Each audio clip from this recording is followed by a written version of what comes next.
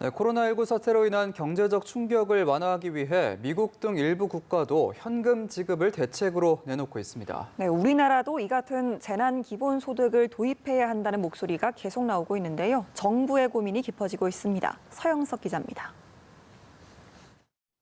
국민 생계 지원과 경기 부양을 내세운 재난 기본소득 도입 논의가 세계 각국으로 번지고 있습니다.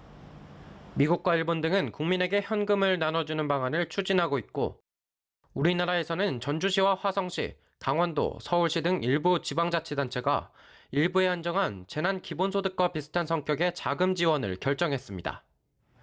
하지만 제각각인 기준 탓에 누구에게 얼마를 주느냐를 놓고 형평성 문제가 따라붙습니다.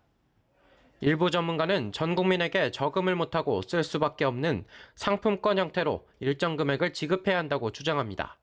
지급 대상 선별 과정에서 불필요한 잡음과 비용을 아낄 수 있고 소비 진작과 소상공인 지원 효과를 노릴 수 있다는 겁니다. 또 고소득층에 지급된 건 세금으로 거두면 된다고 말합니다. 공제 한시적으로 그러니까 중단하게 되면은 저소득자 같은 경우는 추가로 부담이 없는 반면에 고소득자 같은 경우는 세금으로 환급받는 부분이 줄어들어요. 하지만 부정적 의견도 만만치 않습니다. 전 국민을 대상으로 50만 원씩만 줘도 26조 원에 이르는 재원이 결국 세부담으로 이어질 것이고 효과도 미미하다는 전망 때문입니다. 외부에 나가서 소비를 하는 그런 걸 자제하는 특수한 상황이기 때문에 현금성 재난 기본 소득이 경기 부양까지 이어진다고 하는 메커니즘이 발생하지 않을 수도 있다.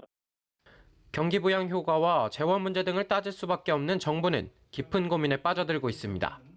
연합뉴스TV 서영석입니다.